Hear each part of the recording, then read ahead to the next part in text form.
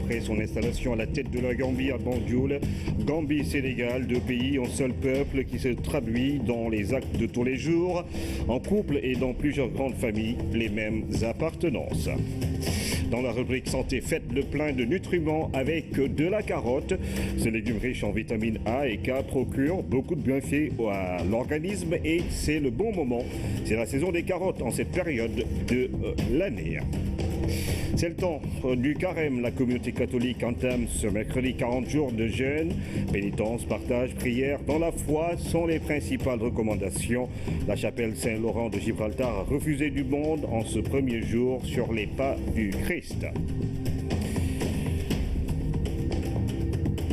Bienvenue à tous et bonsoir. Encore une fois, nous démarrons ce journal par la lecture du communiqué du Conseil des ministres qui s'est réuni ce mercredi au Palais de la République, Oumar Tchaoua.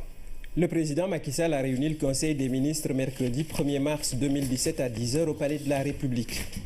Le président de la République entame sa communication en exprimant la solidarité de la communauté chrétienne à l'occasion de ce saint temps de carême, période de pénitence, de partage, de pardon et de prière. Il réitère également son attachement à la cohabitation pacifique entre les communautés religieuses du Sénégal ainsi qu'à la consolidation dynamique du dialogue islamo-chrétien. Rappelant la mission régalienne de l'État d'assurer la sécurisation des personnes et des biens, le chef de l'État demande au ministre de l'Intérieur et de la Sécurité publique, au ministre des Forces armées, de déployer dans toutes les localités du Sénégal les stratégies adéquates ainsi que les moyens de prévention et d'intervention nécessaires afin de juguler la recrudescence de la délinquance. Dès lors, le président de la République demande au gouvernement de développer, en relation avec les acteurs économiques et sociaux, des actions significatives de présence sur le terrain et une communication de proximité en vue d'améliorer la couverture sécuritaire, notamment des établissements financiers, des pharmacies, des marchés, des centres commerciaux et artisanaux, des boutiques et autres magasins de produits et articles de luxe.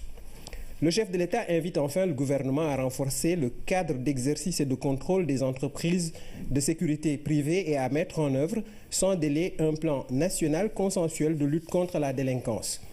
Par ailleurs, saisissant l'occasion de la célébration le 1er mars de la Journée mondiale de la protection civile, le chef de l'État rappelle au gouvernement l'impératif de promouvoir une culture de prévention en matière de protection civile, d'assurer l'actualisation et l'opérationnalisation du dispositif national d'organisation des secours, ainsi que le fonctionnement régulier des commissions supérieures, régionales et auxiliaires de protection civile.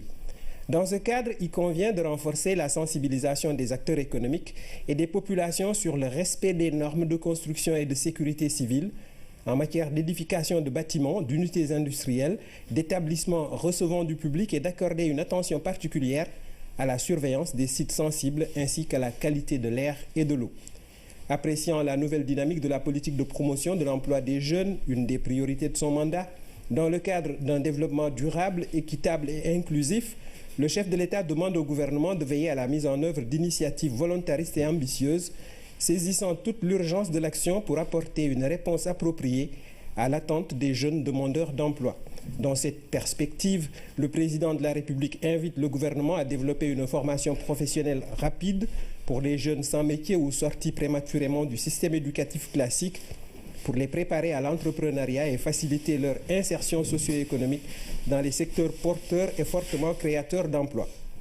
En outre, le chef de l'État indique au gouvernement l'impératif de mieux encadrer et d'accélérer le processus de préparation des projets des jeunes à travers les mécanismes publics de financement et l'accompagnement efficace des structures de l'État chargées de l'emploi en veillant à l'accroissement des financements destinés notamment aux jeunes des territoires périurbains. Enfin, après avoir informé le Conseil de la mise en place, à la présidence de la République, d'un mécanisme de suivi et évaluation de la politique nationale de l'emploi, le président de la République invite le gouvernement à mettre en œuvre, dans les meilleurs délais, un plan d'action opérationnel pour l'emploi des jeunes 2017-2019 sous le mode de gestion, formation rapide, financement, emploi. Le chef de l'État a clos sa communication sur son agenda diplomatique en informant le Conseil qu'il effectuera du 5 au 9 mars 2017 une tournée économique dans les régions de Louga, Saint-Louis et Matam. Il a également informé le Conseil de la visite d'amitié et de travail que son Excellence, M. Adama Barrow, président de la République de Gambie, effectuera au Sénégal du 2 au 4 mars 2017.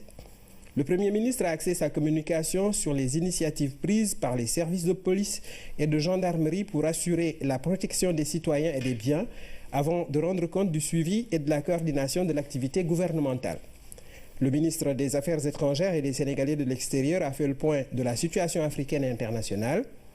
Le ministre de l'économie, des finances et du plan a fait le point de la conjoncture économique nationale et internationale. Le ministre de la formation professionnelle, de l'apprentissage, de l'artisanat a rendu compte de l'état d'avancement de la préparation du Salon international de l'artisanat de Dakar, SIAD, prévu au mois de mai 2017. Le ministre auprès du président de la République en charge du suivi du plan Sénégal émergent a rendu compte de l'état d'avancement des différents projets et réformes. Au titre des textes législatifs et réglementaires, le Conseil a adopté le projet de loi portant création de la Société nationale dénommée Société de gestion et d'exploitation de la télévision numérique au Sénégal. Au titre des mesures individuelles, le président de la République a pris les décisions suivantes.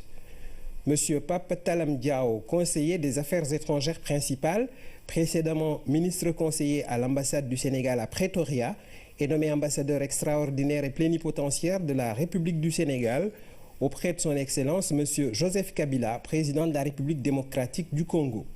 Et enfin, Mme Amimbake Diaw, spécialiste en gestion des ressources humaines, est nommée directeur de l'assistance et de la promotion des Sénégalais de l'extérieur au ministère des Affaires étrangères et des Sénégalais de l'extérieur, poste vacant. C'est signé le ministre porte-parole du gouvernement. C'était donc là la lecture du communiqué du Conseil des ministres qui s'est réuni ce mercredi. Adama Barrow quitte chez lui pour venir chez lui. C'est le sentiment partagé des Gambiens établis à Dakar. À la veille de la première visite d'État du président gambien au Sénégal, une de nos équipes s'est rendue dans quelques familles gambiennes à Yoff, Colobane et HLM. Voici le reportage d'Anne-Marie Gomis. La paix et l'amour dans l'espace sénégambien. Ce couple sénégalo-gambien reflète merveilleusement bien cette belle relation entre les deux peuples. Je suis un Gambien. Je me suis installé ici depuis 10 ans. Je suis sénégalais. Voilà. Je connais la Gambie parce que je suis marié avec une Gambienne. Ici, la visite d'État du président Adama Barrow, un tournant majeur dans l'histoire, une visite particulièrement très attendue. Vraiment, on est très contents parce que vraiment, le Sénégal nous a beaucoup aidés pendant les problèmes. Ça va améliorer entre les relations Gambie et Sénégal. Tout le monde sait que la Gambie et le Sénégal, c'est un même pays, quoi. Avec la venue du président Barrow, je crois que les relations entre le Sénégal et la Gambie vont s'améliorer. Même sentiment chez la famille Nying à Colobane. La visite d'État fait appel à l'histoire. Le président Macky Sall avait effectué sa première visite d'État en Gambie. Si le président Barrow fait de même, on ne peut que s'en féliciter. Non loin du centre-ville, à Yoff, chez la famille Kouaté, domicile d'Amadou Diané, ancien ministre gambien, ils attendent un président qui ne sera guère dépaysé. Il quitte chez lui pour venir chez lui. Parce que Dieu a fait que c'est ici qu'il a présenté son serment pour être président. Lors de l'indépendance de la Gambie, c'est le président Macky Sall qui a été l'invité d'honneur. Nous souhaitons que tout le peuple sénégalais sorte pour accueillir le président Barrow. Partout où l'on est passé, la visite se prépare. Des appels à la mobilisation sont lancés. Le ministre du Commerce est en tournée dans la vallée du Djobas et dans la commune de Notre Djobas. Les agriculteurs ont été réconfortés par Alunsar qui, sur place, leur a confirmé que leur production pourra trouver acheteur. Le domaine agricole de Notre Djobas va aussi incessamment démarrer ses activités. Cher Bambagé. La revitalisation de la vallée du Djobas est une dynamique dans un secteur aussi important que celui de l'agriculture, un maillon de croissance du plan Sénégal émergent. Sur place, le ministre Alunsar a réconforté les producteurs Les sites sont visités un à un. La maîtrise de l'eau demeure indispensable dans ce secteur. Le constat est fait par le ministre. Les efforts vont se poursuivre pour réaliser la vision du chef de l'État. Nous sommes venus avec le service régional du commerce, mais également avec le DRDR, mais aussi avec les commerçants de la région de Thiès, notamment ceux qui s'occupent du parc à Oignon, et avec l'ensemble des services de l'État, pour justement que cette question de la commercialisation puisse être résolue. Et vous avez constaté donc l'engagement pris par les commerçants justement de procéder à l'écoulement de cette production une fois qu'elle aura atteint la phase de la maturité. De retour des champs, le ministre du Commerce, Alioune Sarr, a rencontré les populations de Anen sur l'importance des domaines agricoles communautaires, les DAC. D'ailleurs, les travaux du DAC de Anen dans la commune de Notto Diobass vont bientôt démarrer. La commune de Notto Diobass est un territoire d'application des principaux programmes du plan Sénégal émergent. Vous avez entendu parler tout à l'heure du PRODAC. La commune de Notto Diobass a délibéré pour 2500 hectares avec les populations. L'un des principaux exportateurs d'oignons également a investi dans la commune de Notto Diobass sur 100 hectares. À Cœur Madaro, c'est une préoccupation du chef de l'État qui est en train d'être exécutée par le ministre du Commerce. Ces femmes qui vendaient au bord de la route des fruits vont bientôt s'installer dans ces cantines en construction. Une longue préoccupation des femmes de pouvoir commercer dans des conditions dignes. Parce que vous avez vu donc, voilà, au bord de la route, donc dans des conditions extrêmement difficiles. Il y a eu des accidents ici, donc il y a des problèmes de sécurité, des problèmes également quand il pleut, des problèmes également d'hébergement, etc. Et donc il a fallu donc que nous puissions, avec elles, envisager de construire tout au long donc, de la route des box sécurisés, carrelés dans de bonnes conditions de confort avec tout ce qu'il faut pour faire le commerce dans de bonnes conditions. Et naturellement, on ne va pas s'arrêter en si bon chemin. Aujourd'hui, il y a plus de 50 box qui sont construits. Nous allons continuer ce chantier pour que nous ne puissions plus voir vraiment des magasins dans des conditions aussi difficiles de travail. C'est une population très enthousiaste de Notto Diobass qui a accueilli le ministre du Commerce, par ailleurs maire de la localité. Toutes les préoccupations sont prises en charge et seront bientôt réalisées, rassure le ministre, en synergie avec tous les acteurs impliqués. Dans le cadre de la mise en œuvre du Fonds de développement local, le PNDL équipe les villages de Falor et Pointe-Sarène de la commune de Malicounda en infrastructure sanitaire. Abdoulaye Diouf Sarr, ministre de la gouvernance locale, du développement et de l'aménagement du territoire, procédera à leur inauguration d'un coût global de 40 millions de francs CFA. Le poste de santé de Falor et la maternité de Pointe-Sarène permettent de résorber le gap infrastructurel noté dans la commune. Le reportage d'Armandiaï. Une satisfaction partagée. Malicounda a exprimé sa joie. Le poste de santé de Falor et la maternité de Pointe-Sarène, nouvellement acquis grâce au concours financier du PNDL, en valent la peine.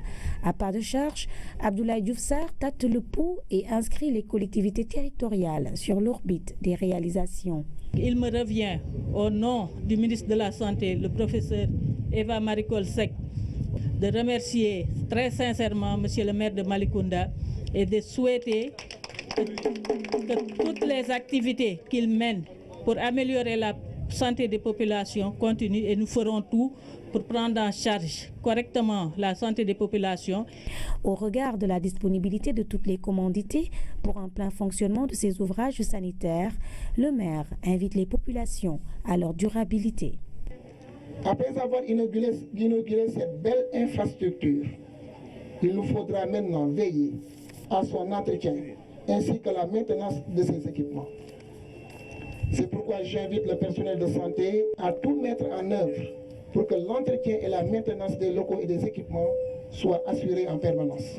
L'État a injecté dans la commune de Malicounda, à travers le Fonds de développement local du PNDL, un montant de 129 millions de francs CFA pour la réalisation d'une plateforme minimale d'infrastructures de base. Des efforts mis en exergue par la tutelle. Cela entre dans ce projet extrêmement important, instruit par le chef de l'État, son Excellence le Président Macky Sall, pour que partout dans les 557 collectivités locales, qu'on puisse effectivement aider les maires à avoir des infrastructures adéquates. Aujourd'hui, c'est la santé. Demain, ce sera l'éducation, l'environnement, en tout cas tous les autres secteurs où l'État, dans sa puissance régalienne, doit quand même aider les collectivités locales à avoir des infrastructures de base.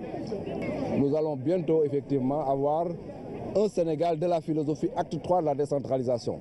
C'est-à-dire un Sénégal où les maires sont conscients qu'avec eux, on doit avoir des communes compétitives et porteurs de développement. Une ambulance a été obtenue grâce à l'entregent du maire pour une disponibilité de l'offre de services de santé de base. Des efforts sont en train d'être faits pour ériger le poste de santé de Falor en centre de santé. À présent, les audiences du chef de l'État, le président Macky Sall a reçu cet après-midi le secrétaire général adjoint des Nations Unies aux affaires politiques. Jeffrey Feltman a félicité et remercié le président Macky Sall pour le rôle du Sénégal au Conseil de sécurité, notamment dans les dossiers de la Gambie, de la Guinée-Bissau et du bassin du lac Tchad. Jeffrey Feltman au micro de Oumar Ning. J'ai tenu tout d'abord à féliciter et à remercier Son Excellence le Président Macky Sall pour le rôle du Sénégal au Conseil de sécurité des Nations Unies. Nous avons évoqué l'importance de soutenir une approche régionale dans le bassin du lac Tchad et au Sahel pour lutter de manière plus efficace contre les menaces et les causes profondes du terrorisme. Nous avons aussi échangé sur la situation en Gambie. Nous nous sommes satisfaits du règlement pacifique de la crise post-électorale.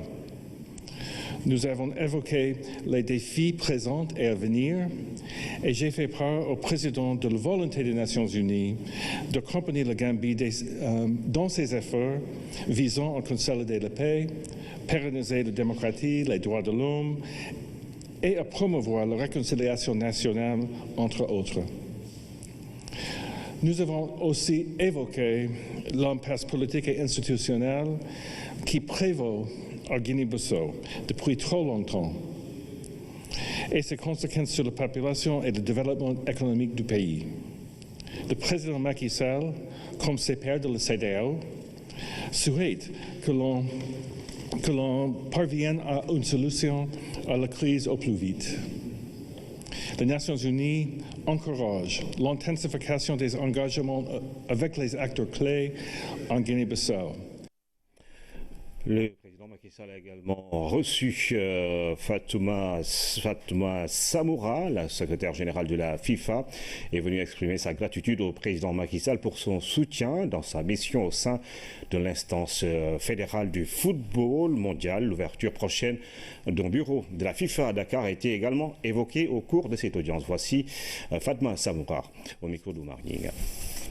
C'était d'abord une visite de courtoisie avec en présence du ministre des Sports pour témoigner toute ma gratitude au peuple sénégalais et à son Excellence Monsieur le Président de la République pour son soutien inconditionnel à mon travail à la tête de l'administration de la FIFA. J'ai profité aussi de l'opportunité qui m'était offerte pour parler de l'avenir du football africain en général et de la possibilité pour la FIFA d'ouvrir un bureau régional à Dakar. Le gouvernement, mais avec à sa tête le président de la République, ont manifesté leur soutien à ma mission. Et le président m'a souhaité aussi beaucoup de courage et j'ai essayé aussi d'accompagnement. Mais il a également exprimé sa gratitude pour la décision d'ouvrir un bureau à Dakar et a manifesté la disponibilité totale du gouvernement et des autorités sénégalaises à accompagner la FIFA pour l'ouverture de ce bureau dans les plus brefs délais. J'ai été agréablement surprise de voir que le budget qui a été alloué aux événements sportifs a été multiplié par 3, sinon par 4 depuis l'avènement du nouveau régime et que le président lui-même est un grand fan du foot, mais également quelqu'un qui soutient à 100% les efforts du ministre des Sports. J'ai vu également à la personne du ministre Matar Ba, quelqu'un d'extrêmement engagé, quelqu'un vif et jeune d'esprit, qui a vraiment à cœur le développement du sport. J'ai eu à le rencontrer déjà par 2 fois dans des endroits où se pratiquait des sports, pas seulement le football, et cela m'a conforté dans mon idée que nous avons la bonne personne à la bonne place. Le foncier relevant du domaine public peut bien être attribué à un privé, précision de taille. Ce principe qu'on appelle déclassement répond à bien des normes. Alors comment et quand déclasser? Quelles sont justement ces normes d'acquisition du domaine foncier public? Éclairage dans ce reportage de Jeanne Dior. Construire un droit ou construire n'est plus une question de choix mais de normes. Lorsque l'État, les collectivités territoriales et les établissements publics veulent vendre une partie du bien foncier public à un privé, l'assiette doit faire l'objet d'un déclassement. C'est un acte par lequel l'État sort un terrain de son domaine public naturel ou bien de son domaine public artificiel pour le mettre à la disposition d'une personne morale de droit public, d'une personne privée pour la réalisation d'un projet d'intérêt ou bien d'utilité publique. Quand la partie foncière sort du domaine public, elle est déclassée. La procédure entre le détenteur du bien national et le promoteur qui souhaite acquérir les terres doit être bien établie. Pour que cette personne privée puisse détenir un droit réel immobilier sur le terrain, il faudrait que ce terrain perde son caractère de domanialité publique et qu'il soit reversé dans le domaine privé de l'État. Ce n'est qu'en ce moment que l'État peut délivrer aux demandeurs donc un droit réel immobilier qui puisse être mis dans le commerce juridique. Qu'il soit du domaine public naturel comme l'espace maritime ou celui artificiel comme les rues et emprises de voirie, le demandeur doit remplir tous les critères pour se conformer aux normes du document de planification urbaine. Il faut aller modifier le document qui a classé ce site, qui a donc défini la destination de ce site. Et comme je vous l'ai dit, ce document, soit c'est un plan directeur d'urbanisme ou un plan d'urbanisme de l'État qui a été approuvé par décret et qui est donc opposable à tiers, ou un plan de lotissement qui fait l'objet d'un arrêté signé par le ministre chargé de l'urbanisme. Le promoteur privé ou public est aussi tenu de respecter une condition sociale. Sur ce terrain, généralement, on ne peut réaliser que des infrastructures très légères et qui sont démontables et qui ne gênent pas l'usage des autres populations, tout en sachant que le demandeur, le projet qu'il réalise, c'est dans l'intérêt de tous. Ces questions foncières sont régulées par la loi 2008-43 portant code de l'urbanisme. Elle réglemente l'occupation foncière pour tout individu voulant disposer d'une assiette, quel que soit son usage. Mais le code prévoit, en l'absence, disons, de documents de planification, il y a d'autres dispositions qui sont prévues. Vous avez les comités départementaux d'urbanisme, les comités régionaux d'urbanisme. En tout cas, toutes les dispositions sont prévues pour que tout ce qui se fait en ce qui concerne l'occupation du sol et, disons, la construction d'infrastructures sur le sol est réglementé et les dispositions sont prévues par la loi et, disons, les décrets d'application par ces lois-là. Le déclassement, une procédure de gestion publique. Il doit être légalement constaté par un acte administratif de déclassement. Il faut noter que cette gestion du domaine public fait souvent l'objet de tiraillements, surtout entre promoteurs privés et population. Amélioration des conditions d'enseignement et d'apprentissage dans la région de Matam. Dunga Woro Alpha, inaugurant collège tout neuf, Ewendu Doulo, traîne une école élémentaire complète. Ces réalisations font la fierté des populations. Le ministre de l'Éducation, Serine Meitiam, qui a séjourné dans le Fouta pendant 2 jours, a également visité le chantier du lycée de Sinthiou Bamambe et l'école préscolaire de Nouloumadi, Massambatian. Voici le bloc scientifique et technologique de Matam. Une infrastructure qui devrait être livrée au mois de mars 2016. Devant les explications peu convaincantes de l'entrepreneur, les autorités ont dit toute leur déception. Hélas, apparemment les scientifiques en herbe et leurs professeurs doivent encore attendre. Il faut faire une mission spéciale pour vous apporter le relevé de tout. Vous notifiez ça à l'entreprise, vous assistez l'IA et puis au bureau d'études. Au lycée de Matam, presque une situation similaire. Ici aussi, les nombreux manquements notés dans l'exécution du projet se sont répercutés juste quelques années plus tard. Des fissures qui avaient motivé l'avertissement du service de la protection civile. Elles se sont surtout aggravées il y a 2 ans, lorsque le réseau d'adduction d'eau qui était sous les bâtiments a cédé, et donc ça a entraîné un affaissement rapide des blocs pédagogiques. Et Et le même problème s'observe au niveau du bloc administratif, en fait de tous les bâtiments qu'il y a au niveau de l'établissement. Dans la région de Matam, l'école fait face à de nombreux défis. Au cours de ce CRD spécial, les acteurs ont évoqué surtout le manque de personnel enseignant, la prise en compte des enfants à besoins éducatifs spéciaux, la réservation des abris provisoires, entre autres. Néanmoins, ils reconnaissent que l'État a investi beaucoup de ressources financières pour améliorer les conditions d'enseignement-apprentissage dans le Fouta. Au total, c'est 7 955 millions de francs CFA. 3 243 millions qui ont servi à construire 561 salles de classe, 42 blocs d'hygiène, 35 blocs administratifs, des murs de clôture et des points d'eau. 1 278 millions ont servi à construire 31 écoles élémentaires complètes, auxquelles il faut rajouter 95 millions qui ont servi à la réhabilitation et extension de 3 écoles élémentaires.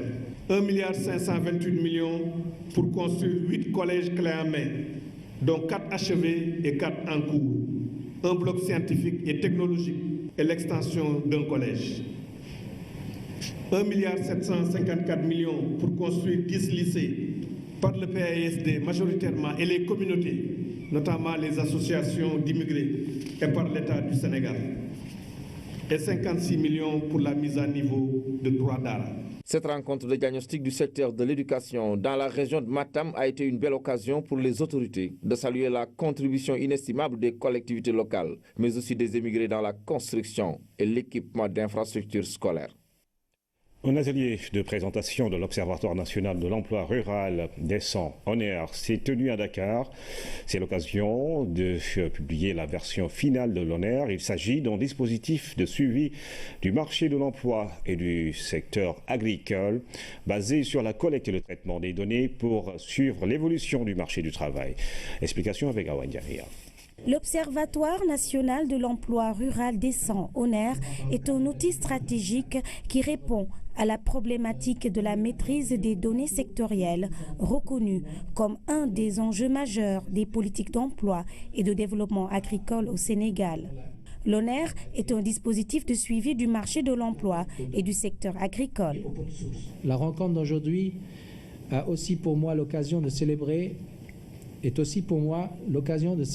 comme à l'accoutumée les partenariats de la FAO au Sénégal développés avec les institutions respectives. Je voudrais par la même occasion saluer notre engagement commun à apporter à chacun et à son niveau et dans son domaine une meilleure contribution aux politiques de développement agricole, rural au Sénégal et à la lutte contre l'insécurité alimentaire et la malnutrition. Pour terminer, je voudrais vous inviter, chers partenaires, à bien prendre soin de ce joyau précieux qu'est l'Observatoire national de l'emploi rural décent, l'ONER. En le consultant souvent et en l'alimentant régulièrement par vos contributions pour en tirer chacun le maximum de satisfaction. L'ANPEJ assure la gestion en coordination avec les différentes parties prenantes nationales. Je pense que c'est un outil qui est extrêmement important et vous me permettrez à ce niveau de rappeler pourquoi l'ANPEJ est en partenariat avec la FAO dans cette matière. Nous avons été créés il y a de cela 3 ans et parmi les missions de l'ANPEJ figure en bonne place la mise en place d'un système intégré d'information sur le marché de l'emploi. C'est l'article 2 du décret portant création et organisation de l'ANPEJ qui le précise ainsi. Et parmi les axes stratégiques d'intervention de l'ANPEJ figure également en bonne place la facilitation de l'accès à l'information sur le marché de l'emploi. Cette plateforme est à la fois physique avec des serveurs destinés au stockage des données. L'accès aux données ouvertes procurées par l'Observatoire aide à une meilleure connaissance du marché et facilite la commercialisation des produits. Il permet le suivi des projets de jeunes bénéficiaires de financement et d'apporter de la transparence dans la gestion des subventions de l'État dans le domaine de l'agriculture. Recrutement d'agents de sécurité de proximité. Les dépôts de candidatures ont démarré depuis le 13 février dernier sur toute l'étendue du territoire. 3000 agents sont ciblés pour appuyer la police à Dakar. Le hangar des pèlerins de l'aéroport accueille les candidats. Anne-Marie Gomis est allée voir comment tout cela se passe. De longues files d'attente devant le hangar des pèlerins de l'aéroport de Dakar. L'endroit abrite provisoirement le dépôt des candidatures à la direction de l'agence de sécurité de proximité. Jusqu'à aujourd'hui, on a reçu plus de 490 poussières des ASP, dont on a des diplômés, de plus les bacheliers, des étudiants et certains qui ont une qualification spécialisée dans différentes structures. On a limité l'âge. On ne peut pas prendre une personne au-delà de 40 ans. Et au-dessus de 22 ans aussi, on ne peut pas prendre. Au-dessus de 22 ans, on ne peut pas prendre. Les candidats des 4 départements de Dakar sont reçus ici. À ce jour, 25 000 dépôts sont enregistrés au niveau national. Seulement, certains dossiers ont été rejetés. Concernant les dossiers à fournir, ils n'avaient que quelques problèmes, comme pour avoir une bonne vie et mœurs. Mais on a su faire de cela un complément de dossier. Ils vont aller chercher ça et amener ça comme complément. L'opération a démarré depuis le 13 février dans les 45 départements. À terme, 3000 agents seront recrutés sur toute l'étendue du territoire. C'est dans le cadre de l'exercice de missions de service public, conformément à la vision du chef de l'État pour combler le gap après la sortie de certains ASP insérés dans d'autres secteurs. Le Sénégal est le premier pays en Afrique de l'Ouest à avoir validé un programme national de sécurité et de santé au travail. Selon le BIT, Bureau international du travail, un atelier de partage et de validation s'est tenu à cet effet. C'était en présence du ministre Mansour Sy et des représentants de l'organisme international. Voici le reportage de Ourejam. Le Sénégal marque des points en termes de protection sociale des travailleurs avec cette validation du programme national de sécurité et de santé au travail. Félicitations pour le Sénégal. C'est le premier pays en Afrique à valider le programme national de sécurité et santé au travail. Après de longues années de réflexion et de travaux, les acteurs du monde du travail peuvent se réjouir de cette avancée considérable. Notre préoccupation majeure, c'est très rapidement la mise en œuvre de ce programme, mais pour que le gouvernement du Sénégal donne son quitus sur la politique nationale de santé et sécurité. C'est d'abord magnifier ce partenariat parce que la sécurité santé au travail nous interpelle nous aussi, employeurs. On veut tous la même chose, c'est avoir un environnement de travail sûr, sain et salubre. Avec plus de 2 300 000 cas de décès dans des accidents liés au travail à travers le monde, le Sénégal opte pour la sécurité afin de renforcer son capital humain. Le Sénégal accorde une place fondamentale au renforcement du capital humain, à la protection sociale et au développement durable.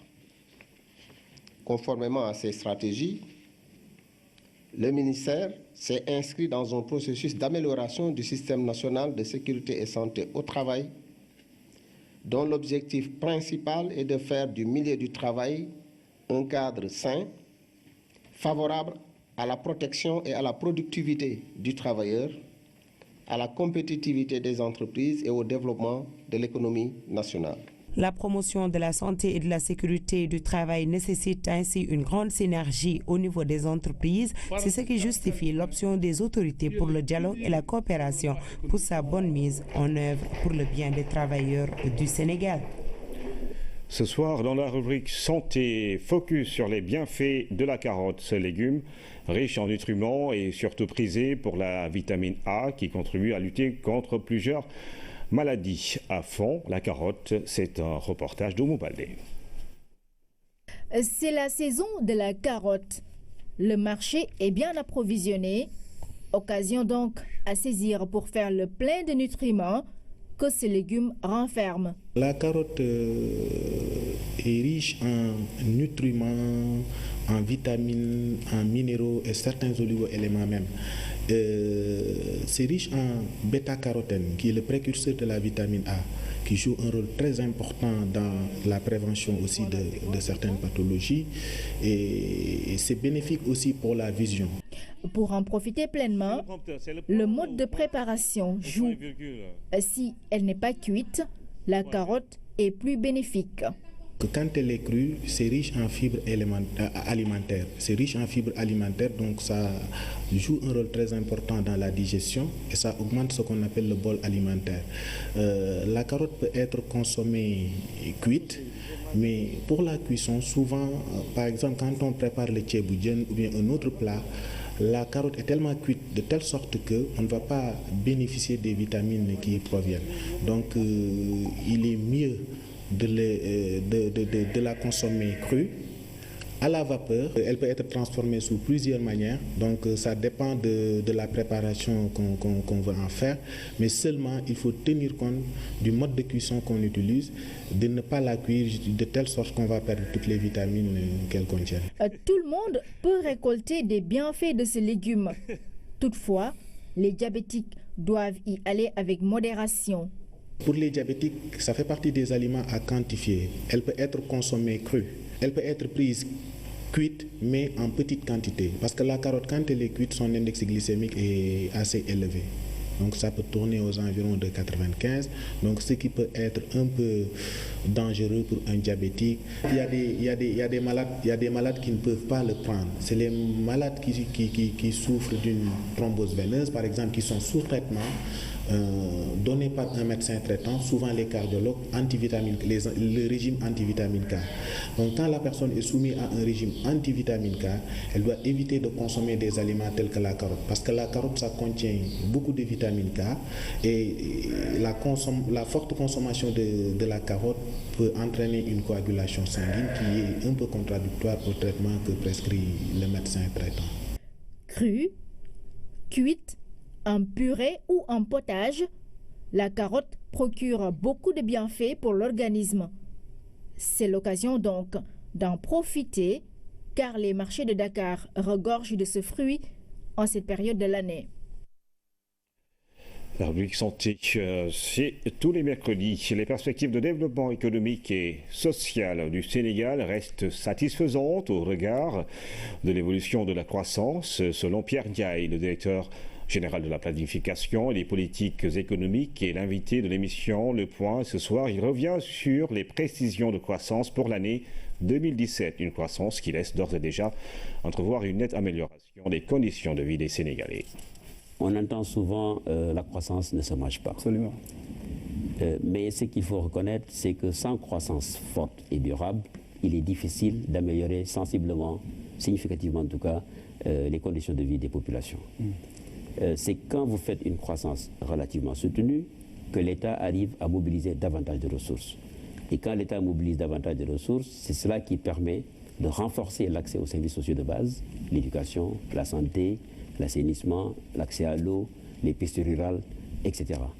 Et ça permet également, avec cet espace budgétaire élargi, de développer des programmes, comme ça a été le cas au Sénégal, avec le programme des bourses familiales, mais aussi le PUDC, Promoville, Pouma, etc.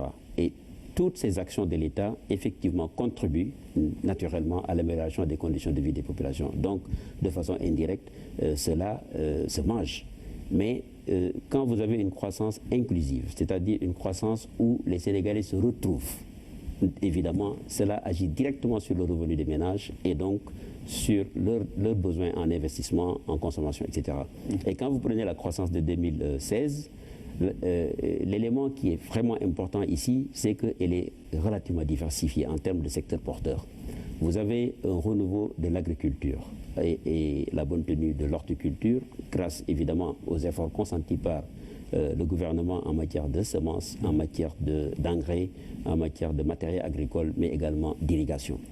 Vous avez aussi des secteurs comme les industries chimiques et les industries extractives qui ont été très dynamiques depuis, en tout cas, l'entrée dans le capital des ICS d'Indorama. Vous avez également la construction, le secteur du BTP. Qui a connu une évolution favorable à la faveur également des projets d'investissement d'infrastructures que le gouvernement a initiés. Il y a du côté du secteur des services, les transports ont été très dynamiques. Il en est de même des services financiers, mais aussi, surtout, le tourisme. Le point à suivre après ce journal ce soir, focus sur la croissance et les perspectives de politique publique. De 0 francs CFA à 20 millions, le gouvernement a fait son arbitrage. Désormais, la caution pour les élections législatives est fixée à 15 millions. Même si la décision est saluée par la majorité des acteurs politiques, une partie estime que l'État peut mieux faire. Amadou Amtiam. Une réponse technique à une question politique. L'État vient de trancher le débat sur le cautionnement des partis politiques. Pour participer aux élections législatives, chaque parti ou coalition de partis devra verser à la Caisse de dépôt et de consignation 15 millions CFA. Une décision que le PED juge raisonnable. Nous nous réjouissons de la décision prise par le ministre de l'Intérieur en ramenant le montant de la caution à 15 millions. Une mesure qui permettra à chaque parti, coalition ou groupement de personnes morales d'apporter sa contribution pour les élections législatives à venir. Une décision qui sera pour d'aucuns une marche pour la démocratie de notre pays. Déjà, lors de la rencontre initiée le 23 février par le ministre de l'Intérieur avec les partis politiques sur la caution, la tendance variait entre 3 millions et 15 millions CFA. Pour une partie de l'opposition, le geste de l'État est un acquis, mais il faut aller plus loin. C'est bien que l'on soit dans un esprit de réduction du montant de la caution, mais il devait y avoir une baisse quand même beaucoup plus substantielle. Parce que nous considérons que la quête de l'électorat ne doit pas seulement être une affaire de nantis, et que nous devons être dans un système démocratique beaucoup plus dynamique et qu'il serait important et essentiel qu'on puisse permettre à certains de pouvoir participer au vote. Nous cherchons seulement un équilibre entre le pouvoir censitaire qui privilégie l'argent et le populisme où il n'y a même pas de caution. Donc entre les deux, il y a un juste milieu. Et ce juste milieu aurait dû être, parce que la caution était à 5 millions, elle a été portée à 20 millions. Si vous faites la moyenne, c'est 12 500 000. Maintenant, la portée aujourd'hui à 15 millions, nous disons que c'est bon. C'est déjà un acquis, mais il y a encore beaucoup de pas à faire pour qu'il y ait une diminution significative. À quelques mois des élections législatives, l'État vient de trancher un débat sans lequel aucune participation ne sera possible. Il faut simplement rappeler que la caution est remboursée à tout parti ou coalition de partis ayant obtenu un député au moins à l'issue de l'élection. La communauté mouride a célébré la naissance de Serigne Bara Mbacké, fils de Serigne Touba Mbacké Khadimou Rassoul, à travers le Magal de Mbacké Kadior. Les fidèles mourides se sont rappelés la vie et l'œuvre du saint homme, père de l'actuel khalife général des mourides, Serigne Cheikh Sidi Mokhtar Mbacké. Fatimata Banelba. Bismillahirrahmanirrahim. Ud'u ila sabili rabbika bil hikmati wal maw'izatil hasanah. Le Magal de Mbacké Kadior a vécu ce dimanche. Le porte-parole permanent, Serigne Cheikh Thioro Mbacké, a rappelé les qualités et l'œuvre de Serigne Mouhamadou Lamine Bara Mbacké, fils de Serigne Touba Khadimou Rassoul. Lors de la cérémonie officielle, il a appelé les talibés mourides à travailler de façon saine. Un jour viendra, chacun devra rendre compte au Seigneur. Donner de l'aumône, aider son prochain, acte que tout musulman doit accomplir. Dans son allocution, le porte-parole a également exhorté les fidèles à préparer l'hivernage prochain et prier pour de bonnes récoltes. Le khalife général a aussi adressé un satisfecit au président de la République Macky Sall pour son attachement au khalife et à Mbacké Kadior. Il l'a aussi félicité pour le rôle important joué par le Sénégal dans la crise gambienne. C'est le ministre Aly Ngouille Ndiaye qui a porté le message du président de la République. Accompagné des ministres Khadim Diop et de Brima Mangara, il a conduit la délégation et montré l'attachement du président de la République à la famille de Mbacké Kadior. Toutes les familles religieuses ont envoyé des délégations. Des prières ont été formulées pour une paix durable dans le pays. C'est parti pour 40 jours de prière, de recueillement, mais surtout de pénitence et de partage. C'est donc le temps du carême. À Ziguinchor, les fidèles chrétiens ont démarré le jeûne, un moment propice pour se consacrer à Dieu et qui doit mener vers Pâques. Moussa Mané. Prière, aumône et jeûne, ce sont là les actions que doivent suivre un fidèle chrétien. Le carême est un moment propice de prière et de recueillement, mais surtout de pénitence et de partage. C'est un temps de conversion au cours duquel le fidèle chrétien se tourne vers Dieu et s'ouvre aux autres. Le but essentiel est de se préparer à la fête de Pâques. En nous disant que la parole de Dieu est un don, le pape veut nous aider à ramener le temps du carême à son vrai sens et à son véritable but. Et ce but que nous trouvons dans la parole de Dieu doit nous conduire à être attentifs à l'autre, au prochain. Ce temps de carême dans lequel nous entrons aujourd'hui, avec les textes qui ont été proposés à notre méditation, nous conduit à Pâques. Le carême est aussi l'occasion pour le fidèle chrétien de se détacher de tout ce qui éloigne de Dieu. C'est à ce titre que le temps de carême est un moment durant lequel il doit vivre une expérience personnelle de sa rencontre avec Dieu. Chacune de nous doit comprendre que Dieu est le seul vrai but de toute vie humaine. Son amour est toujours prêt à pardonner. Il convient alors pour nous de faire le deuil de tout ce qui nous empêche d'aller à Dieu. En ce premier jour du temps de carême, ils sont nombreux à faire le déplacement à la cathédrale Saint-Antoine de Padoue de Ziguinchor. Des fidèles qui ont bien perçu le message. Chaque fidèle doit le vivre d'une façon intense, n'est-ce pas? Ce n'est pas parce que l'on jeûne, ce n'est pas parce qu'on est en temps de carême qu'il faut avoir cette mine triste, que nous partageons le peu que nous avons avec eux, que nous le vivions en communauté. Surtout en ce monde où on est, au XXe siècle, il y a trop de violence. On a l'impression que les cœurs ne sont pas unis. Et la méchanceté est là. Il y a la violence. Donc, toutes ces choses-là, il faut que nos cœurs changent vraiment en cette année 2017. Après la proclamation de l'évangile et de l'homélie, le prêtre leur trace une croix sur le front avec de la cendre, en prononçant ce verset de l'évangile selon saint Marc. Convertissez-vous et croyez à l'évangile. En plus, ils doivent méditer cet autre verset de la Genèse. Souviens-toi que tu es poussière et que tu retourneras poussière. À Dakar, les fidèles ont reçu la bénédiction à la chapelle Saint-Laurent. La prière a été dite par le prêtre qui les a invités à jeûner, à partager, mais aussi à prier pendant les 40 jours de carême. Retour sur la célébration de ce premier jour sur les pas du Christ avec François Sec. Rite particulier de la bénédiction des cendres et de l'imposition des cendres, une croix tracée sur le front.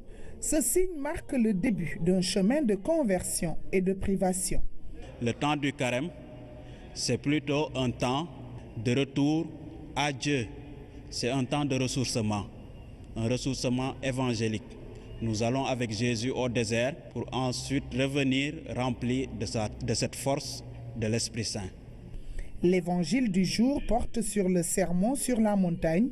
Les béatitudes, selon saint Matthieu, interpellent les fidèles catholiques dans leur manière de faire. Aujourd'hui, nous sommes appelés à déchirer nos cœurs et non nos vêtements. En jeûnant, on ne doit pas avoir une mine défaite. Quand tu pries, retire-toi. Tu n'as pas besoin de te faire voir des hommes. Parce que ceux qui le font, ils ont reçu leur récompense ici sur terre. Pour le monde aussi, c'est pareil. Quand tu donnes, que ta main gauche ignore ce que donne ta main droite. On n'a pas besoin aussi de sonner la trompette. Ça doit venir du cœur. C'est pourquoi ce que nous faisons, nous devons le faire dans le secret. Une vision chrétienne à laquelle les fidèles vont se conformer en ce temps de commémoration de la passion du Christ. Et il faut beaucoup plus pardonner, prier, beaucoup prier et ensuite partager.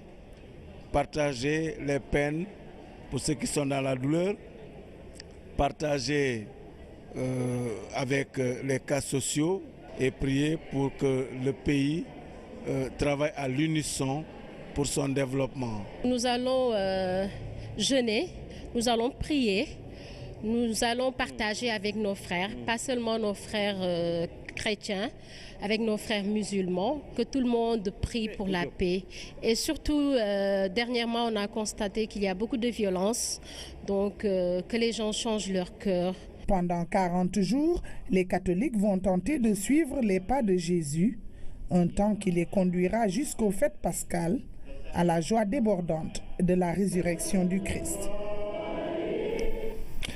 Bon et joyeux carême à tous les catholiques. Le seul représentant sénégalais à la course à l'étalon d'or de Yenenga, à la 25e édition du Festival panafricain du cinéma et de la télévision de Ouagadougou, est entré en lice ce mardi. Au moment où nous vous parlons, le film est projeté en première africaine, Félicité, réalisé par Alain Gomis. Quelques jours après avoir décroché l'ours d'argent à la Berlinale et 4 ans après avoir décroché l'étalon d'or, le Sénégalais est très attendu. Envoyé spéciaux à Ouagadougou, Elhadj Malick Dieng au Mindour. Des mémoires de festivalier, il n'a jamais eu autant de monde à une projection de presse au FESPACO. Il faut dire que le nouveau film d'Alain Gomis, Félicité, tout fraîchement auréolé du titre de Grand Prix du jury à la 67e Berlinale, était très attendu et apparemment, il a tenu promesse auprès des professionnels. Ça crève l'écran. Un très beau film. Et puis le Congo, toujours aussi étonnant. Il a bien su capturer la réalité des défis quotidiens auxquels l'Afrique fait face tous les jours. Félicité est le 4e long métrage du franco-sénégalais Alain Gomis. Il raconte l'histoire d'une chanteuse de cabaret qui doit trouver de l'argent pour l'opération de son fils victime d'un accident.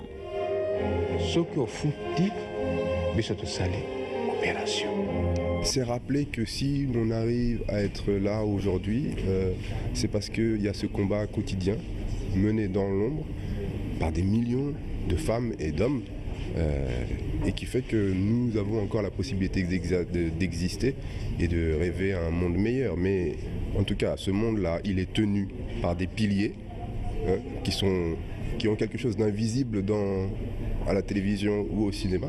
Et ces piliers-là, il faut le dire, ce sont les femmes. Cet hymne à la femme est magistralement porté par la Congolaise Vero Tchandabea, dont c'est le premier rôle à l'écran. J'ai vu la fierté, le courage, l'endurance. Elle est fière. Donc j'aimerais bien être comme Félicité, quoi. Le film a été en grande partie tourné à Kinshasa, capitale de la République démocratique du Congo. Kinshasa parce que trouver chez l'autre ce qui vous ressemble et en même temps lui rendre sa part d'étrangeté, je pense que c'est quelque chose qui nourrit le cinéma. Félicité est une coproduction Sénégal, Gabon, France, Liban et Belgique. Le Fonds de promotion de l'industrie cinématographique et audiovisuelle du Sénégal a donné 10% du budget de 900 millions. Une somme certes modique, mais grâce à laquelle la partie sénégalaise représentée par Cinécap a pu établir de nouveaux rapports avec les partenaires du Nord. Je rappelle que l'Afrique a plus de part dans le film. Et ça, c'est important parce qu'il y a une coproduction sud-sud, donc Sénégal-Gabon. C'est presque une dignité. Le FOPICA, comme je dis, a son importance. Et aujourd'hui, je pense que c'est jeter les bases d'une vraie industrie cinématographique. Félicité Histoire universelle pourra-t-elle permettre à Alain Gomis de rééditer son exploit de 2013 et de remporter ainsi un 2e étalon de Yenenga? Réponse du jury ce samedi 4 mars. Dans l'actualité, à travers le monde, la manifestation contre la hausse des prix du carburant au Togo. Et puis Donald Trump prononce son premier discours devant le Congrès américain. Contrat en or pour les prochains livres du couple Obama. Et puis au Mali, nouveau pas vers la paix au nord. Cher Traoré. Un pas important vers la paix au nord Mali. Les autorités intérimaires de Kidal ont été installées mardi. Elles doivent rétablir l'autorité de l'État dans cette région du pays. C'est l'une des clauses de l'accord de paix signé il y a 18 mois. La cérémonie d'installation s'est déroulée en présence de l'ambassadeur de France au Mali, des représentants de l'ONU et des ministres du gouvernement malien. Un important dispositif de sécurité composé des forces de l'opération Barkhane, des casques bleus et des soldats de la coordination des mouvements de l'Azawad a été noté à Kidal. Au Togo, les chauffeurs de taxi ne sont pas contents du gouvernement. Ils ont manifesté pour dire leur désaccord après la hausse des prix de l'essence et du gasoil. C'est la seconde fois en un mois, selon eux, que les prix augmentent. Les mécontents ont brûlé des pneus et lancé des pierres sur les forces de l'ordre venues disperser la manifestation. Un mort et un blessé ont été enregistrés chez les manifestants. Donald Trump devant le Congrès, le président américain a prononcé son tout premier discours devant l'institution. Attendu pour ses phrases, que Trump a surpris tout son monde par un ton mesuré et une stature plus présidentielle. Le 45e président des États-Unis a, dans un long discours, abordé de nombreuses questions relatives à l'économie, à la sécurité et aux relations internationales. Son prédécesseur à la Maison-Blanche affiche le sourire. Barack Obama et son épouse viennent de signer un contrat en or. Il porte sur les droits de 2 livres signés par les époux Obama. Un contrat d'édition portant sur 60 millions de dollars, environ 36 milliards de francs CFA selon le Financial Times. C'est l'un des contrats les plus lucratifs de l'histoire. Barack Obama est déjà l'auteur de 2 livres à succès. Football CAN U20, le groupe A est de nouveau entré en lice pour sa deuxième journée. Les Maliens ont été sévèrement corrigés par les Chipolopolo de la Zambie, 6-1. Dans l'autre rencontre, Guinéens et Égyptiens se sont neutralisés, 1 but partout. Résumé, signé Fatoumata Sabalé. Les Chipolopolo ont corrigé les Aiglons du Mali, score final 6-1. Les Zambiens se sont promenés dans le camp malien, un match qu'ils ont complètement dominé. Le petit crochet bien utile pour aller trouver la lucarne. Même si le premier but de la rencontre a été marqué par le Malien Dante à la 6e minute, les Zambiens sont revenus avec cette action collective pour égaliser 2 minutes plus tard. Ce sera ensuite un festival de buts animé par les jeunes Chipolopolo pour mettre le Mali KO. Avec cette large victoire, la bande à Chilufia est leader du groupe A avec 6 points. En plus de sa qualification en demi-finale de cette 14e édition de ce tournoi, le pays organisateur est également qualifié pour la prochaine Coupe du Monde des moins de 20 ans prévue du 20 au 11 juin 2017 en Corée du Sud. Guinée-Égypte, c'est la première rencontre de cette deuxième journée du groupe A. Les adversaires du jour se sont quittés sur un nul, 1 but partout. Un nul que va décrocher le Sili National Junior à la 80e minute par une superbe plat du pied gauche signé Yamadou Touré. Les Pharaons ont pourtant tenu le bon bout de la rencontre avec un gardien de but très présent et qui a été décisif plus d'une fois. Les Égyptiens se sont illustrés à la 39e minute par ce but de Moustapha Mohamed. Battue par la Zambie lors de sa première sortie, la Guinée n'est plus maître de son destin avec un seul point au classement. Cependant, il faut attendre la 3e journée et gagner le match face aux Aiglons du Mali pour décrocher une qualification pour les demi-finales de cette CAN des moins de 20 ans.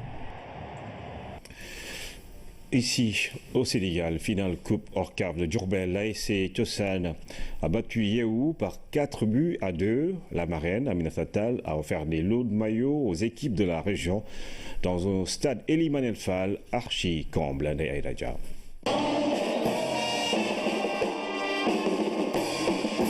Fêter la jeunesse diourbelloise, voilà l'objectif de ce grand rendez-vous sportif. Une finale de la Coupe régionale de l'Orcave qui a opposé l'équipe de Thiossane à celle de Yewou. Je voudrais d'abord féliciter l'équipe gagnante, tout en reconnaissant que l'équipe perdante n'a pas démérité. Je pense que le jeu a été très fair-play et l'ambiance vraiment était à la hauteur de l'événement, puisqu'il s'est agi aujourd'hui d'une tournée régionale où toute la région est venue répondre. Les populations également ont estimé qu'il fallait venir soutenir les différentes équipes. Donc nous les remercions. Tir au but à la fin et Thiossane a pris le dessus 4-2. La marraine Aminata Tall, présidente du Conseil économique, social et environnemental, a magnifié les qualités de la jeunesse de Diourbel. Il faut encourager les jeunes au respect des valeurs, au culte également du travail, de la sagesse et au sens du patriotisme. C'est le message que nous leur lançons à la suite de celui du Monsieur le Président de la République Macky Sall, qui a aujourd'hui une préoccupation toute particulière pour les générations futures. Et des milliers de maillots ont été offerts aux ASC de la région, en plus des enveloppes financières destinées aux équipes finalistes. La presse sportive a également eu droit à des mégaphones devant un stade Elimanel Fall archi-comble. C'est la fin de cette édition. Merci encore une fois, mesdames et messieurs, de suivre l'actualité tous les jours sur la première chaîne de télévision sénégalaise.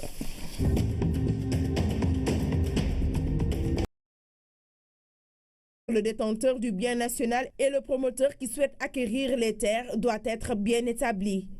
Pour que cette personne privée puisse détenir un droit réel immobilier sur le terrain, il faudrait que ce terrain perde son caractère de domanialité publique et qu'il soit reversé dans le domaine privé de l'État.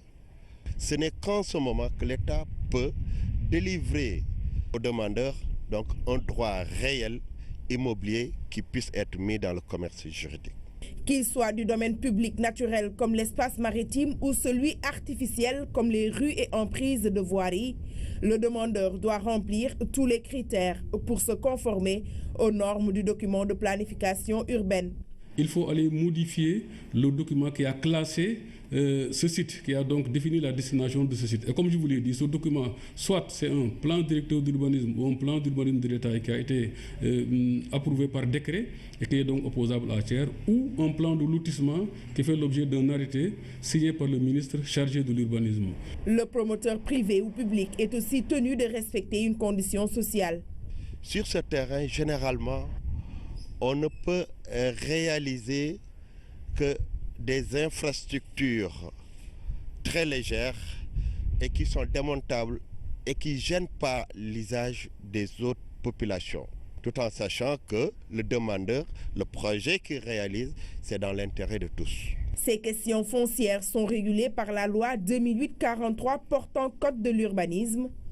Elle réglemente l'occupation foncière pour tout individu voulant disposer d'une assiette, quel que soit son usage. Mais le code prévoit, en l'absence, disons, de documents de planification, il y a d'autres dispositions qui sont prévues. Vous avez les comités départementaux d'urbanisme, les comités régionaux d'urbanisme. En tout cas, toutes les dispositions sont prévues pour que tout ce qui se fait en ce qui concerne l'occupation du sol et, disons, la construction d'infrastructures sur le sol est réglementé et les dispositions sont prévues par la loi et, disons, les décrets d'application par ces lois-là. Le déclassement, une procédure de gestion publique. Il doit être légalement constaté par un acte administratif de déclassement. Il faut noter que cette gestion du domaine public fait souvent l'objet de tiraillements, surtout entre promoteurs privés et population. Amélioration des conditions d'enseignement et d'apprentissage dans la région de Matam. Dunga Woro Alpha, inaugure un collège tout neuf, Ewendu Doulo, et traîne une école élémentaire complète. Ces réalisations font la fierté des populations. Le ministre de l'Éducation, Serine Meikiam, qui a séjourné dans le Fouta pendant 2 jours, a également visité le chantier du lycée de Sinthiou Bamambé et l'école préscolaire de Nouloumadi, Massambatian. Voici le bloc scientifique et technologique de Matam. Une infrastructure qui devrait être livrée au mois de mars 2016. Devant les explications peu convaincantes de l'entrepreneur, les autorités ont dit toute leur déception. Hélas, apparemment les scientifiques en herbe et leurs professeurs doivent encore attendre. Il faut faire une mission spéciale pour vous apprendre le relevé de tout. Vous notifiez ça à l'entreprise, vous assistez l'IA et puis au bureau d'études. Au lycée de Matam, presque une situation similaire. Ici aussi, les nombreux manquements notés dans l'exécution du projet se sont répercutés juste quelques années plus tard. Des fissures qui avaient motivé l'avertissement du service de la protection civile. Elles se sont surtout aggravées il y a 2 ans, lorsque le réseau d'adduction d'eau qui était sous les bâtiments a cédé, et donc ça a entraîné un affaissement rapide des blocs pédagogiques. Et le même problème s'observe au niveau du bloc administratif, en fait de tous les bâtiments qu'il y a au niveau de l'établissement. Dans la région de Matam, l'école fait face à de nombreux défis. Au cours de ce CRD spécial, les acteurs ont évoqué surtout le manque de personnel enseignant, la prise en compte des enfants à besoins éducatifs spéciaux, la réservation des abris provisoires, entre autres. Néanmoins, ils reconnaissent que l'État a investi beaucoup de ressources financières pour améliorer les conditions d'enseignement-apprentissage dans le Fouta. Au total, c'est 7 955 milliards de francs CFA. 3 milliards 243 millions qui ont servi à construire 561 salles de classe, 42 blocs d'hygiène, 35 blocs administratifs, des murs de clôture et des points d'eau. 1,278 milliards ont servi à construire 31 écoles élémentaires complètes, auxquelles il faut rajouter 95 millions qui ont servi à la réhabilitation et extension de 3 écoles élémentaires. 1,528 milliards pour construire 8 collèges clés en main, dont 4 achevés et 4 en cours, un bloc scientifique et technologique et l'extension d'un collège. Après son installation à la tête de la Gambie à Banjul, Gambie-Sénégal, deux pays, un seul peuple qui se traduit dans les actes de tous les jours, en couple et dans plusieurs grandes familles, les mêmes appartenances. Dans la rubrique santé, faites le plein de nutriments avec de la carotte. Ce légume riche en vitamines A et K procure beaucoup de bienfaits à l'organisme et c'est le bon moment. C'est la saison des carottes en cette période de l'année. C'est le temps du carême. La communauté catholique entame ce mercredi 40 jours de jeûne. Pénitence, partage, prière dans la foi sont les principales recommandations. La chapelle Saint-Laurent de Gibraltar a refusé du monde en ce premier jour sur les pas du Christ.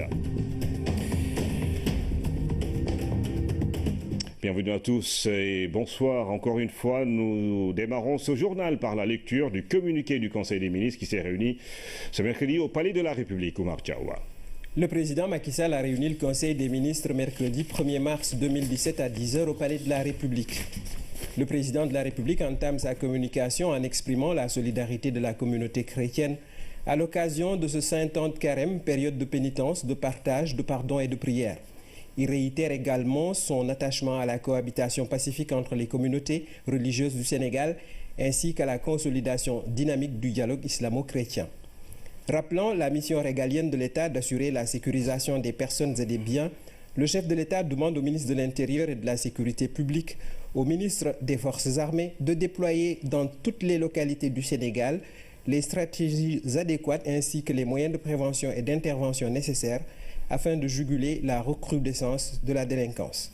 Dès lors, le président de la République demande au gouvernement de développer, en relation avec les acteurs économiques et sociaux, des actions significatives de présence sur le terrain et une communication de proximité en vue d'améliorer la couverture sécuritaire, notamment des établissements financiers, des pharmacies, des marchés, des centres commerciaux et artisanaux, des boutiques et autres magasins de produits et articles de luxe. Le chef de l'État invite enfin le gouvernement à renforcer le cadre d'exercice et de contrôle des entreprises de sécurité privée et à mettre en œuvre sans délai un plan national consensuel de lutte contre la délinquance. Par ailleurs, saisissant l'occasion de la célébration le 1er mars de la Journée mondiale de la protection civile, le chef de l'État rappelle au gouvernement l'impératif de promouvoir une culture de prévention en matière de protection civile, d'assurer l'actualisation et l'opérationnalisation du dispositif national d'organisation des secours, ainsi que le fonctionnement régulier des commissions supérieures, régionales et auxiliaires de protection civile. Dans ce cadre, il convient de renforcer la sensibilisation des acteurs économiques et des populations sur le respect des normes de construction et de sécurité civile en matière d'édification de bâtiments, d'unités industrielles, d'établissements recevant du public et d'accorder une attention particulière à la surveillance des sites sensibles ainsi qu'à la qualité de l'air et de l'eau.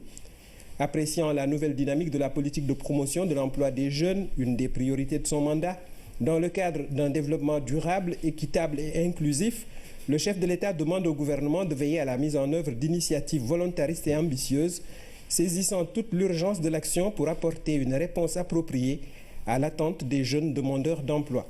Dans cette perspective, le président de la République invite le gouvernement à développer une formation professionnelle rapide pour les jeunes sans métier ou sortis prématurément du système éducatif classique, pour les préparer à l'entrepreneuriat et faciliter leur insertion socio-économique dans les secteurs porteurs et fortement créateurs d'emplois. En outre, le chef de l'État indique au gouvernement l'impératif de mieux encadrer et d'accélérer le processus de préparation des projets des jeunes à travers les mécanismes publics de financement et l'accompagnement efficace des structures de l'État chargées de l'emploi en veillant à l'accroissement des financements destinés notamment aux jeunes des territoires périurbains. Enfin, après avoir informé le Conseil de la mise en place, à la présidence de la République, d'un mécanisme de suivi et évaluation de la politique nationale de l'emploi, le président de la République invite le gouvernement à mettre en œuvre, dans les meilleurs délais, un plan d'action opérationnel pour l'emploi des jeunes 2017-2019 sous le mode de gestion, formation rapide, financement, emploi. Le chef de l'État a clos sa communication sur son agenda diplomatique en informant le Conseil qu'il effectuera du 5 au 9 mars 2017 une tournée économique dans les régions de Louga, Saint-Louis et Matam. Il a également informé le Conseil de la visite d'amitié et de travail que son Excellence, M. Adama Barrow, président de la République de Gambie, effectuera au Sénégal du 2 au 4 mars 2017. Le Premier ministre a axé sa communication sur les initiatives prises par les services de police et de gendarmerie pour assurer la protection des citoyens et des biens avant de rendre compte du suivi. De retour des champs, le ministre du Commerce, Alioune Sarr, a rencontré les populations de Anen sur l'importance des domaines agricoles communautaires, les DAC. D'ailleurs, les travaux du DAC de Anen dans la commune de Notto Diobass vont bientôt démarrer. La commune de Notto Diobass est un territoire d'application des principaux programmes du plan Sénégal émergent. Vous avez entendu parler tout à l'heure du PRODAC. La commune de Notto Diobass a délibéré pour 2500 hectares avec les populations. L'un des principaux exportateurs d'oignons également a investi dans la commune de Notto Diobass sur 100 hectares. À Cœur Madaro, c'est une préoccupation du chef de l'État qui est en train d'être exécutée par le ministre du Commerce. Ces femmes qui vendaient au bord de la route des fruits vont bientôt s'installer dans ces cantines en construction. Une longue préoccupation des femmes de pouvoir commercer dans des conditions dignes. Parce que vous avez vu, donc, voilà, au bord de la route, donc dans des conditions extrêmement difficiles. Il y a eu des accidents ici, donc il y a des problèmes de sécurité, des problèmes également quand il pleut, des problèmes également d'hébergement, etc. Et donc il a fallu donc que nous puissions, avec elle, envisager de construire tout au long donc, de la route des box sécurisés, carrelés dans de bonnes conditions de confort, avec tout ce qu'il faut pour faire commerce dans de bonnes conditions. Et naturellement, on ne va pas s'arrêter en si bon chemin. Aujourd'hui, il y a plus de 50 box qui sont construits. Nous allons continuer ce chantier pour que nous puissions plus voir vraiment des magasins dans des conditions aussi difficiles de travail. C'est une population très enthousiaste de Notto Diobass qui a accueilli le ministre du Commerce, par ailleurs maire de la localité. Toutes les préoccupations sont prises en charge et seront bientôt réalisées, rassure le ministre, en synergie avec tous les acteurs impliqués. Dans le cadre de la mise en œuvre du Fonds de développement local, le PNDL équipe les villages de Falor et Pointe-Sarène de la commune de Malicounda en infrastructure sanitaire. Abdoulaye Diouf Sarr, ministre de la gouvernance locale, du développement et de l'aménagement du territoire, procédera à leur inauguration d'un coût global de 40 millions de francs CFA. Le poste de santé de Falor et la maternité de Pointe-Sarène permettent de résorber le gap infrastructurel noté dans la commune. Le reportage d'Armandiaï. Une satisfaction partagée. Malicounda a exprimé sa joie. Le poste de santé de Falor et la maternité de Pointe-Sarène, nouvellement acquis grâce au concours financier du PNDL, en valent la peine. À pas de charge, Abdoulaye Diouf Sarr tâte le pouls et inscrit les collectivités territoriales sur l'orbite des réalisations. Il me revient, au nom du ministre de la Santé, le professeur Eva Maricol Seck, de remercier très sincèrement Monsieur le maire de Malicounda et de souhaiter que toutes les activités qu'il mène pour améliorer la santé des populations continuent et nous ferons tout pour prendre en charge correctement la santé des populations. Au regard de la disponibilité de toutes les commandités pour un plein fonctionnement de ces ouvrages sanitaires, le maire invite les populations à leur durabilité. Après avoir inauguré cette belle infrastructure, il nous faudra maintenant veiller à son entretien ainsi que la maintenance de ces équipements. C'est pourquoi j'invite le personnel de santé à tout mettre en œuvre pour que l'entretien et la maintenance des locaux et des équipements soient assurés en permanence. L'État a injecté dans la commune de Malicounda, à travers le Fonds de développement local du PNDL, un montant de 129 millions de francs CFA pour la réalisation d'une plateforme minimale d'infrastructures de base.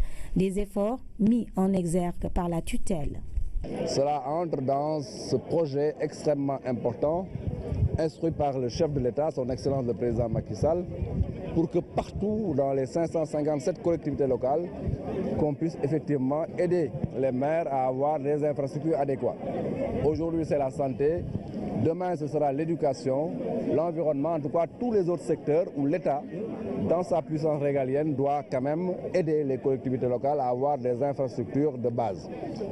Nous allons bientôt effectivement avoir un Sénégal de la philosophie acte 3 de la décentralisation, c'est-à-dire un Sénégal où les maires sont conscients qu'avec eux, on doit avoir des communes compétitives et porteurs de développement. Une ambulance a été obtenue grâce à l'entregent du maire pour une disponibilité de l'offre de services de santé de base. Des efforts sont en train d'être faits pour ériger le poste de santé de Falor en centre de santé. À présent, les audiences du chef de l'État, le président Macky Sall a reçu cet après-midi le secrétaire général adjoint des Nations Unies aux affaires politiques, Jeffrey Feltman, a félicité et remercié le président Macky Sall pour le rôle du Sénégal au Conseil de sécurité, notamment dans les dossiers de la Gambie, de la Guinée-Bissau et du bassin du lac Tchad. Jeffrey Feltman au micro de Oumar Ning. J'ai tenu tout d'abord à féliciter et à remercier Son Excellence le Président Macky Sall pour le rôle du Sénégal au Conseil de sécurité des Nations Unies. Nous avons évoqué l'importance de soutenir une approche régionale dans le bassin du lac Tchad et au Sahel pour lutter de manière plus efficace contre les menaces et les causes profondes du terrorisme. Nous avons aussi échangé sur la situation en Gambie. Nous nous sommes satisfaits du règlement pacifique de la crise post-électorale. Nous avons évoqué les défis présents et à venir et j'ai fait part au président de la volonté des Nations Unies d'accompagner la Gambie dans ses efforts visant à consolider la paix, pérenniser la démocratie, les droits de l'homme et à promouvoir la réconciliation nationale, entre autres. Nous avons aussi évoqué l'impasse politique et institutionnelle qui prévaut en Guinée-Bissau depuis trop longtemps et ses conséquences sur la population et le développement économique du pays. Le président Macky Sall, comme ses pairs de la CEDEAO, souhaite que l'on parvienne à une solution à la crise au plus vite. Les Nations Unies encouragent l'intensification des engagements avec les acteurs clés en Guinée-Bissau. Le président Macky Sall a également reçu Fatouma Samoura, la secrétaire générale de la FIFA, est venue exprimer sa gratitude au président Macky Sall pour son soutien dans sa mission au sein de l'instance fédérale du football mondial. L'ouverture prochaine d'un bureau de la FIFA à Dakar a été également évoquée au cours de cette audience. Voici Fatouma Samoura au micro d'Oumar Ning. C'était d'abord une visite de courtoisie avec en présence du ministre des Sports pour témoigner toute ma gratitude au peuple sénégalais et à son Excellence Monsieur le Président de la République pour son soutien inconditionnel à mon travail à la tête de l'administration de la FIFA. J'ai profité aussi de l'opportunité qui m'était offerte pour parler de l'avenir du football africain en général et de la possibilité pour la FIFA d'ouvrir un bureau régional à Dakar. Le gouvernement, mais avec à sa tête le président de la République, ont manifesté leur soutien à ma mission. Et le président m'a souhaité aussi beaucoup de courage et j'ai essayé aussi d'accompagnement. Mais il a également exprimé sa gratitude pour la décision d'ouvrir un bureau à Dakar et a manifesté la disponibilité totale du gouvernement et des autorités sénégalaises à accompagner la FIFA pour l'ouverture de ce bureau dans les plus brefs délais. J'ai été agréablement surprise de voir que le budget qui a été alloué aux événements sportifs a été multiplié par 3, sinon par 4, depuis l'avènement du nouveau régime et que le président lui-même est un grand fan du foot, mais également quelqu'un qui soutient à 100% les efforts du ministre des Sports. J'ai vu également à la personne du ministre Matar Ba, quelqu'un d'extrêmement engagé, quelqu'un vif et jeune d'esprit, qui a vraiment à cœur le développement du sport. J'ai eu à le rencontrer déjà par 2 fois dans des endroits où se pratiquait des sports, pas seulement le football, et cela m'a conforté dans mon idée que nous avons la bonne personne à la bonne place. Le foncier relevant du domaine public peut bien être attribué à un privé, précision de taille. Ce principe qu'on appelle déclassement répond à bien des normes. Alors comment et quand déclasser? Quelles sont justement ces normes d'acquisition du domaine foncier public? Éclairage dans ce reportage de Jeanne Dior. Construire un droit ou construire n'est plus une question de choix mais de normes. Lorsque l'État, les collectivités territoriales et les établissements publics veulent vendre une partie du bien foncier public à un privé, l'assiette doit faire l'objet d'un déclassement.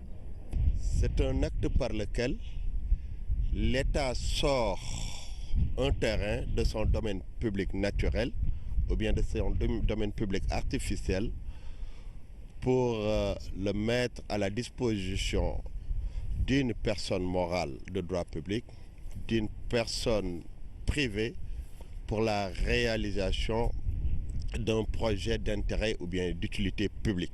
Quand la partie foncière sort du domaine public, elle est déclassée. La procédure entre vie et de la coordination de l'activité gouvernementale. Le ministre des Affaires étrangères et des Sénégalais de l'extérieur a fait le point de la situation africaine et internationale. Le ministre de l'économie, des finances et du plan a fait le point de la conjoncture économique nationale et internationale. Le ministre de la formation professionnelle, de l'apprentissage, de l'artisanat a rendu compte de l'état d'avancement de la préparation du Salon international de l'artisanat de Dakar, SIAD, prévu au mois de mai 2017. Le ministre auprès du président de la République en charge du suivi du plan Sénégal émergent a rendu compte de l'état d'avancement des différents projets et réformes. Au titre des textes législatifs et réglementaires, le Conseil a adopté le projet de loi portant création de la Société nationale dénommée Société de gestion et d'exploitation de la télévision numérique au Sénégal. Au titre des mesures individuelles, le président de la République a pris les décisions suivantes. Monsieur Pape Talam Diao, conseiller des affaires étrangères principal, précédemment ministre conseiller à l'ambassade du Sénégal à Pretoria, est nommé ambassadeur extraordinaire et plénipotentiaire de la République du Sénégal auprès de son Excellence M. Joseph Kabila, président de la République démocratique du Congo.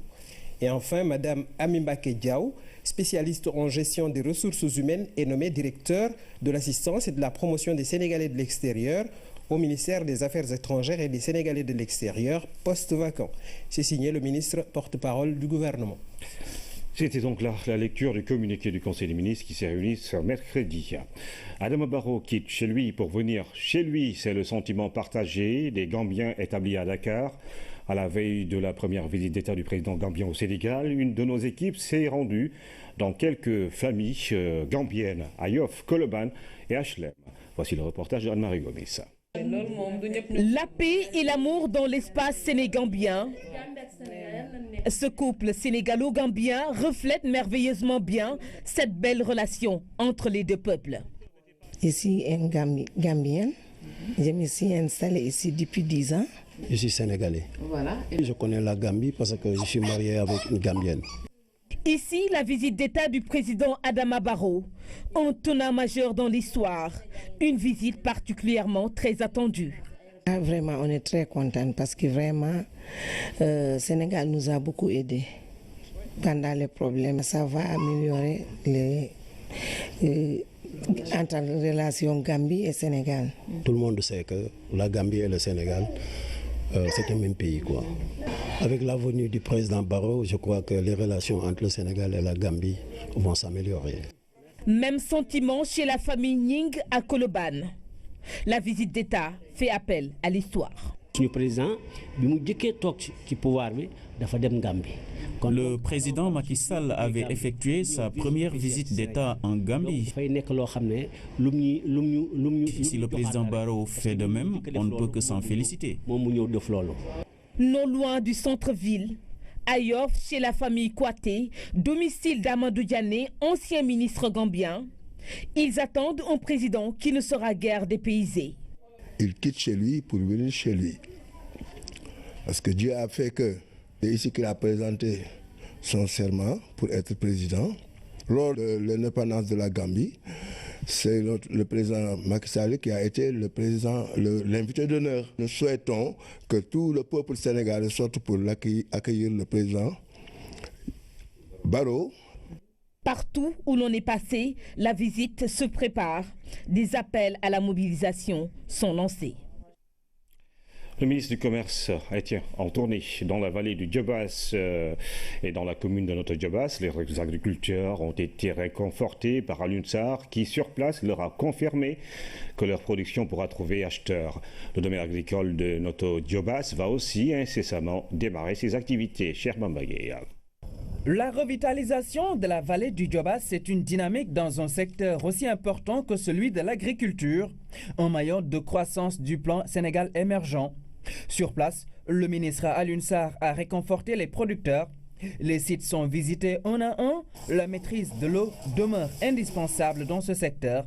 Le constat est fait par le ministre. Les efforts vont se poursuivre pour réaliser la vision du chef de l'État. Nous sommes venus avec les services régionaux du commerce, mais également avec le DRDR, mais aussi avec les commerçants de la région de Thiès, notamment ceux qui s'occupent du parc à Oignon, et avec l'ensemble des services de l'État, pour justement que cette question de la commercialisation puisse être résolue. Et vous avez constaté donc l'engagement pris par les commerçants justement de procéder à l'écoulement de cette production une fois qu'elle aura atteint la phase de la maturité.